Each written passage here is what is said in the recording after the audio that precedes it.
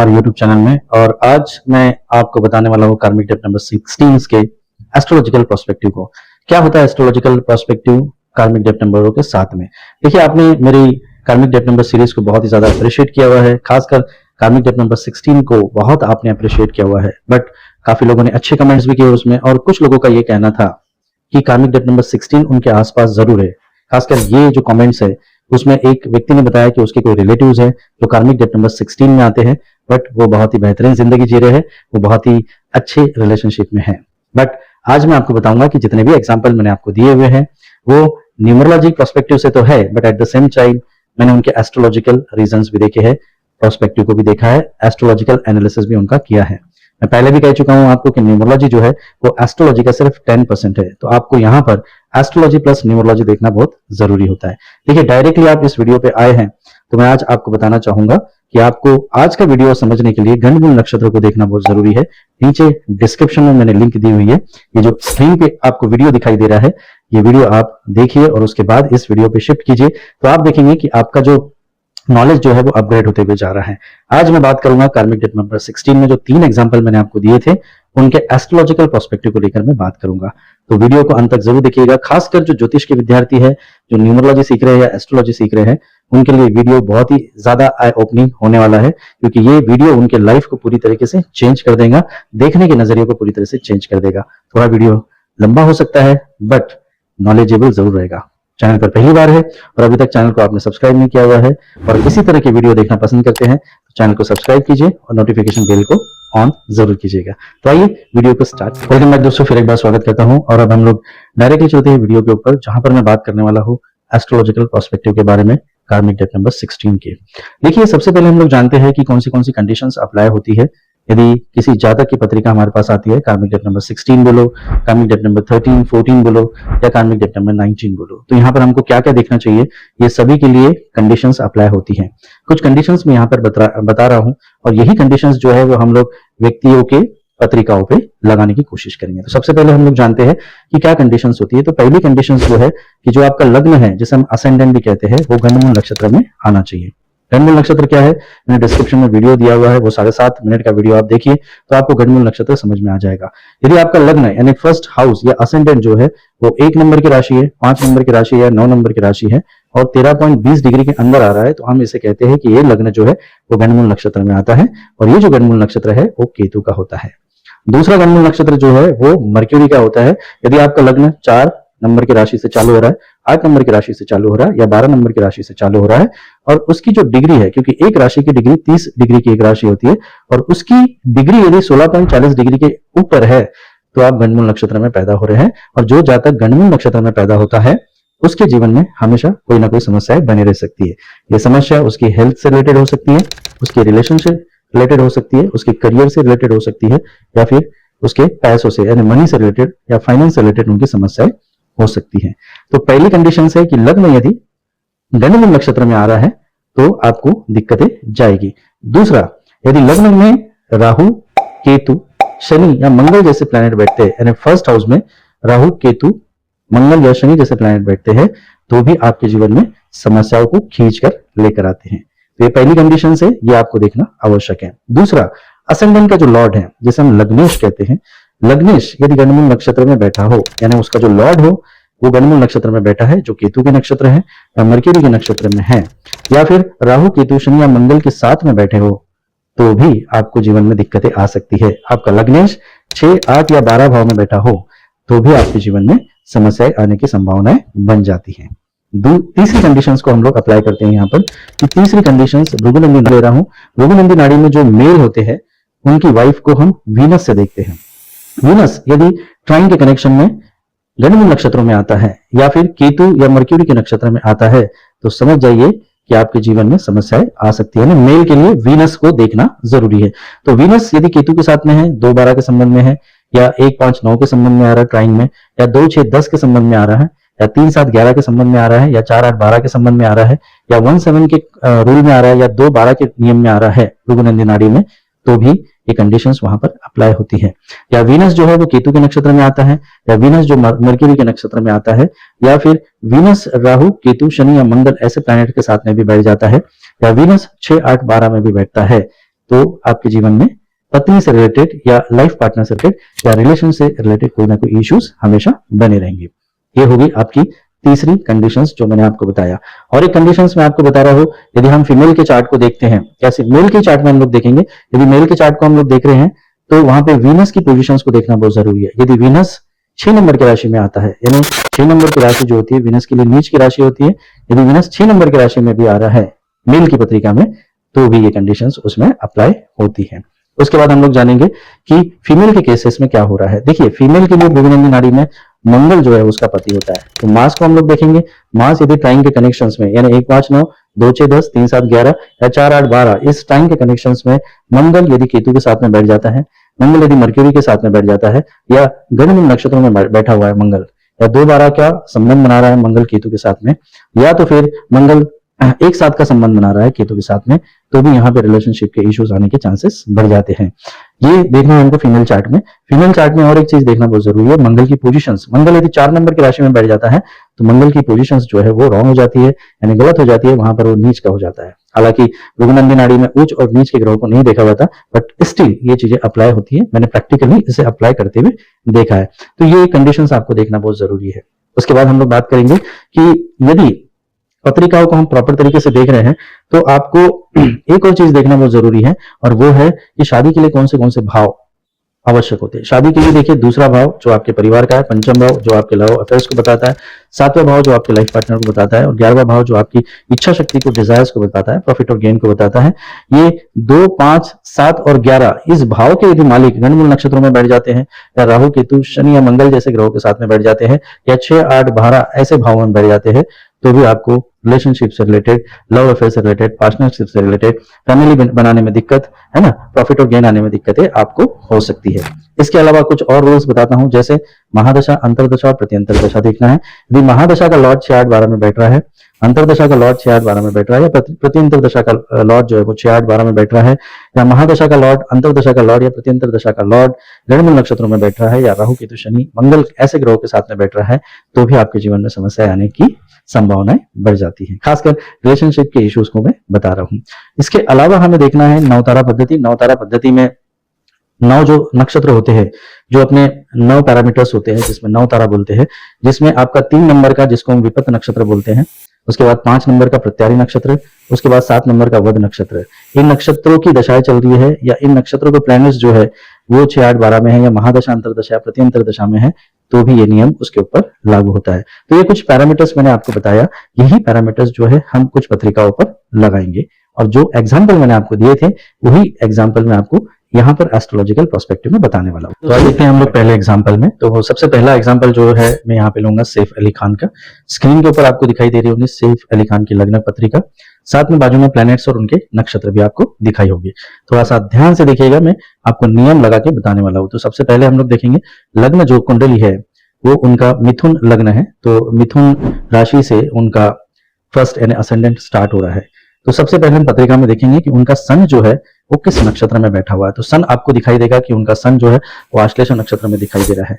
तो आश्लेषा नक्षत्र जो है वो मर्क्यूरी का है, और मर्क्यूरी का ये नक्षत्र 4 नंबर की राशि में आता है, और ये जो नक्षत्र है वो गणमूल नक्षत्र है। तो यहाँ पर आपको दिखाई देगा कि सन क्या रिप्रेजेंट करता है। सन रिप्रेजेंट करता है उनके इनर स्ट्रिंग्स को, उनकी आत्मा को बताता है, उनके सोल को बताता है। तो जातक का जो सन है वो 2nd हाउस में बैठा हुआ है, तो उनको फैमिली से रिलेटेड इश्यूज हमेशा बने रहेंगे। दूसरे आप देखेंगे कि सन जो है उनके 3rd हाउस का लॉर्ड है, जो 2nd में बैठा हुआ है मंगल के साथ में।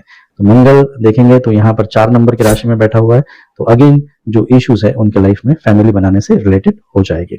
वीनस की पोजीशंस को देखेंगे तो वीनस देखिए पत्रिका में 6 नंबर की राशि में बैठा हुआ है, जो बताता है कि वीनस जो है वो उनका नीच का है, तो इसलिए यहाँ पर उनको पत्नी से रिलेटेड इश्यूज आते हैं। अब वीनस जो है वो 2 12 का संबंध बना रहा है केतु के साथ में। 2 12 का संबंध आप केतु के साथ में उसको बनाते हुए देख रहे हैं, तो आप देखेंगे कि यहाँ पे वीनस केतु का कॉम्बिनेशन हो गया, तो यहाँ पे रिलेशनशिप के इश्यूज आने की संभावनाएं और ज्यादा बढ़ गई। अब हम लोग बात करेंगे उनके 7th लॉर्ड के बारे में। 7th लॉर्ड जो है उनका वाला, वहां पर 9 नंबर की राशि लिखी हुई है, और 7th लॉर्ड जो है वो 5th हाउस में बैठा हुआ है ना, 5th घर में बैठा हुआ है। तो गुरु जो है वो बताता है मैच्योरिटी को। तो उनकी जो पहली वाइफ थी वो उनसे 10 से 12 साल एज में बड़ी थी, और जुपिटर का जो संबंध है वो चित्रा नक्षत्र से बना, यानी मंगल के नक्षत्र में आ गया, तो यहाँ पर आपको एग्रेशंस दिखाई देता है। और जुपिटर जो है वो वीनस केतु के साथ में कंबाइन हो रहा है, तो यहाँ पे डायरेक्टली मैं ये बोल सकता हूँ कि यहाँ पे इनकी फर्स्ट मैरिज जो है वो ब्रेक होने के चांसेस 100% थे। उसके अलावा हम देखेंगे सेवंथ लॉर्ड जो है इनका एफिलिक्टेड हो गया है राहु के साथ में, इसने ट्राइन का कनेक्शन बनाया है वह राहु के साथ में, और शनि की जो सप्तम दृष्टि है वो भी जुपिटर के ऊपर पड़ रही है। जुपिटर जो उनके पंचम भाव में बैठा हुआ है और सेवंथ का लॉर्ड है, यानी पहला जो लव अफेयर था वो उनका 100% फेल होने वाला था। दूसरी बात हम करेंगे तो इनका जो मर्क्यूरी जो है वो लग्नेश है इनका वाला, तो लग्नेश जो है वो केतु के साथ में बैठा हुआ है, को बताता है, क्योंकि मर्क्यूरी जो है वो ड्यूअल नेचर बताता है। उसके बाद शनि का ट्राइन का कनेक्शंस बन रहा है, इधर राहु भी मर्क्यूरी को देख रहा है और केतु के साथ में मर्क्यूरी बैठा हुआ है, शनि की ट्राइन की कनेक्शंस बन रही है, तो यहाँ पे पाप कत्र योग भी जातक के लग्नेश के साथ में बन रहा है, जो उनको और ज्यादा कंफ्यूजन स्टेट ऑफ माइंड में डालता है और उन्हें तकलीफ में लेकर जाता है। इसके बाद हम लोग देखेंगे कि पंचम भाव का जो लॉर्ड है वीनस, वो केतु के साथ संबंध बना रहा है, तो यहाँ पर उनको पंचम भाव से रिलेटेड जो है वो इश्यूज आते ही है और अभी भी आ ही रहे हैं। बात करते हैं हम उनकी दशा अंतर्दशाओं के ऊपर हम लोग नजर डालते हैं, तो देखिए उनको जो दशा चल रही थी 2003 तक, मैंने 1985 से लेकर 2003 तक उनको जो दशा चल रही है वो चल रही है राहु की। और इसी बीच में आप देखेंगे राहु जब कनेक्टेड होता है सातवें भाव के ट्राइन कनेक्शंस के साथ में, जब वो कनेक्टेड हो रहा है तो इनका लव मैरिज हुआ, वो भी इंटरकास्ट मैरिज हुआ 1991 में, जो उनकी राहु की दशाओं को बताता है। और राहु की दशा बोलो तो उनके तीसरे नंबर की दशा है, तो ये राहु की दशा विपत्ति की दशा है, तो कहीं ना कहीं आप देखेंगे कि सारे पैरामीटर्स जो मैंने आपको बताए हुए हैं वो सारे के सारे पैरामीटर्स इनकी पत्रिकाओं पे दिखाई दे रहे हैं। दूसरी बात आप देखेंगे कि इनको विपत्त नक्षत्र की दशा चल रही है 1985 से 2003 तक, और 91 में शादी हुई, और देखिए इनका डिवोर्स भी जो है वो कितने साल की शादी जो थी इनकी बहुत आसानी से ब्रेक हो गई, क्योंकि ये राहु की दशा में हुई शादी थी, तो कहीं ना कहीं इंटरकास्ट मैरिज के साथ में भी थी, कहीं ना कहीं विम्सिकल एटीट्यूड के साथ में भी जुड़ी हुई थी, और कहीं ना कहीं समाज के रीति रिवाजों को तोड़ने वाली भी थी, क्योंकि यहाँ पर एक बार जो था वो टूटा था, ब्रेक हुआ था। यानी उनकी जो पहली बीवी थी अमृता सिंह, वो उनसे 10 से 12 साल बड़ी थी, जहां पर एज का कोई बोलते हैं ना लिमिटेशंस नहीं आया। इन्होंने राहु के जैसी नेचर है, राहु का क्या नेचर है, राहु का नेचर है कि वो समाज के रीति रिवाजों को नहीं मानता, तो यहाँ पर वो बाउंड्रीज को नहीं मानकर उन्होंने शादी की और बाद में वो पछताया और उसके बाद उन्होंने डिवोर्स भी लिया। तो ये दिखाई देता है इनके साथ में, ये सारी जो घटनाएं हैं ये दिखाई देती है। और उसके बाद देखिए कि उनका जो 8th लॉर्ड और 9th लॉर्ड जो है शनि, वो उनके पंचम भाव पे दृष्टि डाल रहा है, तो यहाँ पे लव मैरिज जो है वो उनका पहले मैरिज से रिलेटेड जो लव मैरिज है वो इनका ब्रेक होने वाला तय था। तो ये था इनकी सिंपल एनालिसिस इनकी पत्रिका का, सैफ अली खान का, जहां पर मैं आपको बता रहा हूँ कि कार्मिक डेट नंबर 16 कैसे एस्ट्रोलॉजिकल पर्सपेक्टिव से उनके पत्रिका पे अप्लाई होता है। तो आइए लोग बात करने वाले हैं विपाशा बासु की पत्रिका को लेकर। स्क्रीन के ऊपर आपको इनकी पत्रिका दिखाई दे रही है, इनकी लग्न पत्रिका भी है, इनके नक्षत्र भी आपको दिखाई दे रहे हैं साइड में। देखिए सबसे पहले तो मैं आपको ये बताना चाहूंगा कि हम लोग इनकी लग्न पत्रिका को देखेंगे तो इनका जो लग्न है वो 12 नंबर की राशि से स्टार्ट हो रहा है और 21.57 डिग्री का इनका नक्षत्र है। तो मैं आपको बता चुका था, पहले ही बताया था मैंने आपको कि 16.40 डिग्री के यदि बाहर कोई नक्षत्र मैंने कोई लग्न चला जाता है तो वो गंडमूल नक्षत्र में आता है। तो इनका 12 नंबर की राशि में रेवती नक्षत्र आता है, तो इनका जन्म जो है वो गंडमूल नक्षत्र में हुआ। ये पहला कारण है कि इनके जीवन में समस्या है जो वो हमेशा आती रही, हेल्थ की समस्या है, रिलेशनशिप, करियर और पैसों से रिलेटेड कोई ना कोई समस्या इनके जीवन में हमेशा बनी रहेंगी। उसके बाद हम देखेंगे इनकी लव अफेयर्स का जो भाव है वो पंचम भाव है, जहाँ पे 4 नंबर की राशि लिखी हुई है, वहां पे गुरु उच्च का होकर बैठा हुआ है। देखिए तो इन्होंने अपने 10 साल की जो लिव इन रिलेशनशिप थी उसको बहुत ही अच्छे से मेंटेन किया, किसी भी प्रकार का कोई भी टीका टिप्पणी नहीं हुई इनके अलग हो जाने के बाद में भी, क्योंकि गुरु जो है वहां पर वो उच्च का होकर बैठा हुआ है। हालांकि वो अपने प्रोफेशन का लॉर्ड है, 9 और 12 का है, लग्नेश भी है, वो उच्च का होकर बैठा हुआ है फ्रेंड्स। और आप देखेंगे कि जो 5th का जो लॉर्ड है, जो 5th हाउस जो होता है वो हमारे लव अफेयर का होता है, उसका लॉर्ड जो है वो 2nd हाउस में बैठा हुआ है, लेकिन केतु के साथ में उसका कनेक्शन बन रहा है 2-12 का। तो यहाँ पर वो बताता है कि इनकी लिव इन रिलेशनशिप जो थी वो सफल नहीं होने वाली थी, क्योंकि जुपिटर जैसा ग्रह यदि वहां पे बैठा है और शादी के पहले आप एक साथ में रह रहे हैं, वो कहीं ना कहीं अधर्म की तरफ लेके जाता है, आपको पाश्चात्य संस्कृति को बताता है। जुपिटर वहां पर उन चीजों को एक्सेप्ट नहीं करता, इसलिए वो लव अफेयर जो था, लिव इन रिलेशनशिप जो थी उनकी वाली, वो ब्रेक हो गई। अब यहाँ पर हम लोग बात करेंगे इनके 7th लॉर्ड की। 7th लॉर्ड जो है वो मर्क्यूरी है इनका वाला, तो मर्क्यूरी अगेन ड्यूअल नेचर को बताता है, तो इनका लाइफ पार्टनर कहीं ना कहीं कंफ्यूजन स्टेट ऑफ माइंड में रहेगा। और मर्क्यूरी जो है इनका वाला ये मूल नक्षत्र में बैठा हुआ है। मैं बताया आपको कि दूसरे, 5वें, 7वें या 11वें का जो लॉर्ड होता है, यदि वो गंडमूल नक्षत्रों में बैठ जाता है तो उससे रिलेटेड कोई ना कोई इश्यूज आपको आएंगे। तो इनका 7th लॉर्ड जो है वो मर्क्यूरी वो मूल नक्षत्र में बैठा है, जो केतु का नक्षत्र है, जो बताता है इनके पार्टनरशिप के डिटैचमेंट को। तो इस प्रकार से ये जो है चीजें काम करती है पत्रिकाओं में। साथ में आपको बता देता हूँ कि इनको चंद्रमा की दशा चल रही थी। नवतारा पद्धति में चंद्रमा जो है इनके तीसरे नंबर की दशा है, यानी विपत्ति की दशा है, जो इनको चालू हुई 2003 में और 2013 में वो खत्म होने वाली थी, क्योंकि चंद्रमा दशा जो है वो 10 साल की होती है। तो 2003 से 13 के बीच में आप देखिए इनके जीवन में जितने भी अप्स एंड डाउन्स हुआ है वो चंद्रमा के अंदर आया। इनको एक मानसिक परेशानियों से गुजरना पड़ा, साथ में इनको मेंटल ट्रॉमा से भी गुजरना पड़ा। साथ में आप देखेंगे तो इनके जीवन में कहीं ना कहीं ट्रांसफॉर्मेशन से भी ये गुजरते रहे, और इनको बहुत सारी फिल्में जो थी वो ओकल से रिलेटेड ही इनको करनी पड़ी, यानी स्प्लिट रिलेटेड ही पिक्चर इनकी ज्यादातर आई, यानी राज पिक्चर से देखेंगे तो ये फेमस हुए। और आप देखिए कि कितना बढ़िया जो इनका वीनस जो 8 नंबर की राशि में बैठा हुआ है, जो अगेन बताता है सिक्रेटिव वर्ल्ड को बताता है। तो आप देखिए कि कितनी जबरदस्त ग्लैमर इंडस्ट्री में इन्होंने सिर्फ और सिर्फ स्प्लिट रिलेटेड पिक्चरों में ही सफलता इनको हासिल हुई। तो इस प्रकार से हमने देखा कि किस तरह से दशाएं, अंतर दशाएं, प्रत्यंतर दशाएं काम करती है पत्रिकाओं में। तो कार्मिक डेट नंबर्स जो मैंने आपको बताया वो आप एस्ट्रोलॉजिकल पत्रिका में भी लगाने की कोशिश कीजिए, उन नियमों को लगाने की कोशिश कीजिए जो नियम हम आपको बता रहे हैं। तो आइए अभी तो आइए दोस्तों, आप बात करने वाले हैं हम लोग करिश्मा कपूर की पत्रिका को लेकर। देखिए करिश्मा कपूर जो है उनकी पत्रिका आपको स्क्रीन के ऊपर दिखाई दे रही है। कुछ सटीक नियम मैं आपको बताऊंगा कि इनकी जो लग्न पत्रिका है 5 नंबर की राशि से स्टार्ट हो रही है। 5 नंबर की राशि से स्टार्ट हो रही है, तो आप देखेंगे कि इनका लग्नेश जो है वो सूर्य बन जाता है। तो सूर्य जो है पत्रिका में आद्रा नक्षत्र में बैठा हुआ है। आद्रा नक्षत्र एक इंटेंस एनर्जी होती है राहु की। तो सन जब भी राहु के साथ में आ जाएगा तो ऐसा व्यक्ति जो है, राहु क्या है, लिमिटेशंस को ब्रेक करने वाला प्लैनेट है। तो ऐसा व्यक्ति जो होता है वो देखिए अपने लिमिटेशंस को हमेशा ब्रेक करेगा। लग्नेश जो है वो राहु के नक्षत्र में गया हुआ है, तो यहाँ पर व्यक्ति की आइडेंटिटी को लेकर बहुत ज्यादा विचार विमर्श किया जाएगा। यहाँ पर सेल्फ आइडेंटिटी क्रिएट करने में बहुत दिक्कत जाएंगी, क्योंकि ऐसा व्यक्ति जो होता है वो जल्दी सेल्फ सेंटर्ड हो जाता है, सेल्फिश हो जाता है। रिलेशनशिप में भी यदि वो व्यक्ति सेल्फिश हो जाएगा तो क्या होगा, उसके रिलेशनशिप में दिक्कतें जाएगी। दूसरा, आपको मैं बता चुका हूँ कि मंगल जो होता है किसी की भी पत्रिका में, खासकर फीमेल की पत्रिका में मंगल कौन है, उसका हस्बैंड है। तो मंगल देखिए इनका जो है वो बैठा है अश्विनी नक्षत्र में, यानी गंडमूल नक्षत्र में बैठा हुआ है मंगल। तो यहाँ पर उनको रिलेशनशिप में हमेशा इश्यूज आए, पति के साथ में भी, और जितने भी मेल्स, जितने भी इसके फ्रेंड्स बने हुए उसमें भी इनको दिक्कतें जरूर आई है। अब देखिए पंचम भाव क्या बताता है। पंचम भाव बताता है आपके लव अफेयर्स को। पंचम भाव का मालिक जो है वो गुरु होता है। तो गुरु इनका अष्टम भाव में जाके बैठ गया, अप्स एंड डाउन्स वाले सेक्शन में जाके बैठ गया। और गुरु किस नक्षत्र में बैठा है, तो गुरु देखिए इनका बैठा हुआ है रेवती नक्षत्र में, जो अगेन गंडमूल नक्षत्र है। तो इनको हमेशा अपने जीवन में लव अफेयर्स में बहुत ही ज्यादा दिक्कतें गई है। वीनस, राहु और जुपिटर ये ट्राइन के कनेक्शंस को बनाते हैं 4, 8, 12 के। तो वीनस जब भी राहु के साथ में कनेक्शन बनाएगा तो दोस्तों कहीं ना कहीं मल्टीपल अफेयर्स की तरफ आपको लेके जाएगा, आपकी सेल्फ आइडेंटिटी को बहुत ज्यादा एक्सप्लोर करने की कोशिश करेगा। और वीनस जो आपके 3rd हाउस का और 10th हाउस का लॉर्ड है, जो 12th में बैठा हुआ है, तो ये प्रोफेशन में भी आपके लॉसेस करवाएगा, आपके द्वारा गलत एफर्ट्स करवा के आपके प्रोफेशन में लॉसेस कराएगा। अब देखिए वीनस जो है इनका आश्लेषा नक्षत्र में बैठा हुआ है। आश्लेषा नक्षत्र अगेन गंडमूल नक्षत्र है, जैसा कि मैं आपको समझा चुका हूं।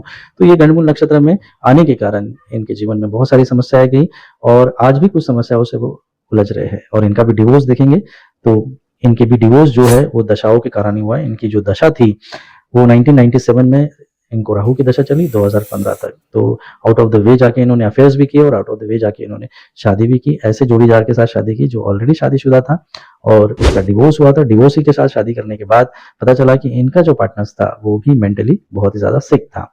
अब देखिए इनका 7th का जो लॉर्ड है, यानी 6th और 7th का लॉर्ड जो है वो सैटर्न है, शनि। वो सन के साथ में बैठा है, लग्नेश के साथ में बैठा हुआ है। तो आपको मैं क्लियर कर बताता हूं कि जब भी सैटर्न सन एक साथ में आ जाएंगे तो कहीं ना कहीं आपको लिटिगेशन से गुजरना पड़ेगा, कोर्ट मैटर से गुजरना पड़ेगा, और ऐसा ही हुआ कोर्ट मैटर। सो ये था, आपको बताया मैंने कि कार्मिक डेट नंबर 16 को यदि आप अप्लाई करना चाहते हैं किसी भी पत्रिका पर तो आपको ये सादे नियम लगाने जरूरी है। यदि इन नियमों को आप लगा लेते हो तो आप देखोगे कि आप पत्रिका को बहुत आसानी से पढ़ रहे हो, बहुत आसानी से उन पत्रिकाओं को देख रहे हो। आप किसी के भी जीवन के बहुत सारे सीक्रेट्स को बहुत ओपनली निकाल सकते हो। इसमें बहुत सारे 252 से भी ज्यादा टेक्निक्स होती है। यदि निकालना चाहे तो एक पत्रिका को देखने की 252 से भी ज्यादा टेक्निक्स होती है अलग अलग जगह पर, और अलग अलग दशा, अंतरदशा और प्रत्यंतर दशाओं का भी आपके जीवन पर बहुत ज्यादा प्रभाव पड़ता था। तो ये वीडियो मैंने खासकर एजुकेशनल पर्पज से बनाया था कि ज्योतिष के जो विद्यार्थी है, न्यूमरोलॉजी के जो विद्यार्थी है, ये 3 एग्जाम्पल से समझ सकते हैं कि मैं जितने भी वीडियो बनाता हूं उसमें एस्ट्रोलॉजिकल पर्सपेक्टिव भी निकालता हूं, ताकि हम न्यूमरोलॉजिकली उन चीजों को अप्लाई कर सकें। देखिए जब तक आप एस्ट्रोलॉजिकल चीजों को नहीं देखोगे आपको न्यूमरोलॉजी बिल्कुल भी तरीके से समझ में नहीं आएगी, क्योंकि न्यूमरोलॉजी मैं बता चुका हूं कि 10% है एस्ट्रोलॉजी का। तो ये वीडियो आपको कैसा लगा मुझे नीचे कमेंट बॉक्स में कमेंट डाल के जरूर बताइएगा। और ऐसे व्यक्ति जो ज्योतिष में अभ्यासु है या न्यूमरोलॉजी में अभ्यास कर रहे हैं वो अपने आसपास में ढूंढिए, और चेक कीजिए कि ये पैरामीटर्स उनके साथ में सेट होते हैं क्या। और यदि आप सेट होते हैं तो मुझे नीचे कमेंट बॉक्स में कमेंट डाल के जरूर बताइए। वीडियो अच्छा लगा तो लाइक जरूर कीजिएगा, लोगों के साथ में शेयर जरूर कीजिएगा। और बताना नहीं पड़ता है, आपको मालूम है कि मेरे जो वीडियो है क्रिएटिव इन्फॉर्मेटिव है और क्या बोलते हैं इनोवेटिव वीडियोस है, तो चैनल को सब्सक्राइब करके नोटिफिकेशन बेल को ऑन जरूर कीजिएगा। साइड में बहुत ही इंपॉर्टेंट वीडियोस आए, इन वीडियो को जरूर देखिएगा। मिलता हूं नेक्स्ट वीडियो में, तब तक के लिए राधे राधे।